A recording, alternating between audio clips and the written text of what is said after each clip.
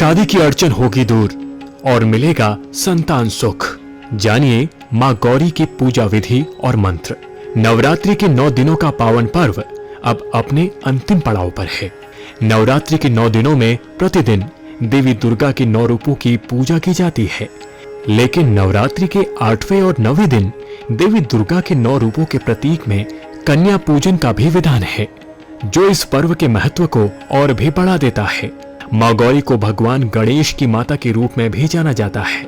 नवरात्रि की अष्टमी तिथि और मां दुर्गा को समर्पित नवरात्रि का पावन पर्व अब समापन की ओर है। नवरात्रि की अष्टमी तिथि को बेहद ही महत्वपूर्ण माना जाता है। इसे महाअष्टमी और दुर्गाष्टमी दोनों नामों से जाना जाता है। इनका रंग दूध के समान श्वेत है। गौरव वर्ण के कारण ये महागौरी कहलाती हैं। ये अमोघ फलदायिनी हैं। इनकी पूजा से मनुष्य के सभी कलुष धुल जाते हैं व पूर्ण संचित पाप कर्म का भी नाश हो जाता है। इनकी आराधना से मनुष्य अक्षत पुण्य का अधिकारी हो जाता है। मां गौरी अपने भक्तों के सभी कष्टों को हर लेती हैं। धार्मिक मान्यताओं के अनुसार मां गौरी की विधिवत आराधना करने से निसंतान दंपति को संतान सुख की प्राप्ति का आशीर्वाद मिलता है। इसके अलावा देवी के 8वें स्वरूप की पूजा करने से सभी तरह की परेशानियों से भी मुक्ति मिलती है। वहीं जिस किसी की भी शादी में किसी तरह की अड़चन आ रही हो, वो भी आज के दिन मां गौरी की पूजा करें। हिंदू धर्म का शास्त्र शिव पुराण के अनुसार माना जाता है कि जब मां केवल 8 बरस की थी, तभी उन्हें पूर्व जन्म की घटनाओं का आभास हो गया था। इसलिए इसी उम्र में उन्होंने भगवान शिव को पति के रूप में पाने के लिए घोर तपस्या शुरू कर दी थी। मां गौरी का स्वरूप शास्त्रों के अनुसार मान्यता है कि मां गौरी को शिवा भी कहा जाता है। इनके हाथ में दुर्गा शक्ति का प्रतीक त्रिशूल है, तो दूसरे हाथ में भगवान शिव का प्रतीक डमरू है। अपने सांसारिक रूप में महागौरी उज्ज्वल, कोमल, श्वेत वर्णी तथा श्वेत वस्त्रधारी और चतुर्भुजा हैं। ये सफेद वृषभ यानी बैल पर सवार रहती हैं। इनके समस्त आभूषण आदि भी श्वेत हैं। मां गौरी की उपासना से पूर्व संचित पाप भी नष्ट हो जाते हैं। मां गौरी की पौराणिक कथा। मां दुर्गा के 8वें स्वरूप महागौरी को लेकर 2 पौराणिक कथाएं काफी प्रचलित हैं। पहली पौराणिक कथा के अनुसार पर्वतराज हिमालय के घर जन्म लेने के बाद मां पार्वती ने पति के रूप में भगवान शिव को प्राप्त करने के लिए कठोर तपस्या की थी। इस दौरान माता हजारों वर्षों तक निराहार रही थी, जिसके कारण माता का शरीर काला पड़ गया था। वहीं माता की कठोर तपस्या से प्रसन्न होकर भगवान शिव ने मां पार्वती को पत्नी के रूप में स्वीकार किया और माता के शरीर को गंगा के पवित्र जल से धोकर अत्यंत कांतिमय बना दिया। माता का रूप गौर वर्ण हो गया, जिसके बाद माता पार्वती के स्वरूप को महागौरी कहा गया। दूसरी पौराणिक कथा। वहीं दूसरी पौराणिक कथा के अनुसार कालरात्रि के रूप में सभी राक्षसों का वध करने के बाद भोलेनाथ ने देवी पार्वती को मां काली कहकर चिढ़ाया था। माता ने उत्तेजित होकर अपनी त्वचा को पाने के लिए कई दिनों तक कड़ी तपस्या की और ब्रह्मा जी को अर्घ्य दिया। देवी पार्वती से प्रसन्न होकर ब्रह्मा जी ने हिमालय के मानसरोवर नदी में स्नान करने की सलाह दी।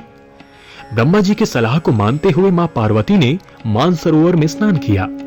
इस नदी में स्नान करने के बाद माता का स्वरूप गौरवर्ण हो गया, इसलिए माता के स्वरूप को महागौरी कहा गया। आपको बता दें कि मां पार्वती ही देवी भगवती का स्वरूप है। पूजन विधि। सबसे पहले चौकी पर माता महागौरी की प्रतिमा और तस्वीर स्थापित करें। इसके बाद गंगाजल या गौमूत्र से शुद्धिकरण करें। चौकी पर चांदी, तांबे या मिट्टी की घड़े में जल भरकर उस पर नारियल रखकर कलश स्थापना करें। उसी चौकी पर श्री गणेश, वरुण, नवग्रह, षोडश मातृका, सप्तघृण मातृका, 7 सिंदूर की बिंदियां लगाएं और उसकी स्थापना करें। इसके बाद व्रत पूजन का संकल्प लें और दैविक एवं सप्तशती मंत्रों द्वारा माता महागौरी सहित समस्त स्थापित देवी देवताओं की षोडशोपचार पूजा करें। इसमें आवाहन, आसन, पाद्य, अर्घ्य, आचमन, स्नान, वस्त्र, सौभाग्य सूत्र, चंदन, रोली, हल्दी, सिंदूर, दुर्वा, आभूषण, पुष्पहार, सुगंधित द्रव्य, धूप दीप, नैवेद्य, फल, पान, दक्षिणा, आरती, मंत्र पुष्पांजलि आदि करें। तत्पश्चात प्रसाद वितरण कर पूजा संपन्न करें। अगर आपके घर अष्टमी पूजी जाती है तो आप पूजा के बाद कन्याओं को भोजन भी करा सकते हैं। यह शुभ फल देने वाला माना जाता है। कन्या पूजन विधि और महत्व। अष्टमी के दिन कन्या पूजन का विधान भी है। वैसे कई लोग नवमी को भी कन्या पूजन करते हैं।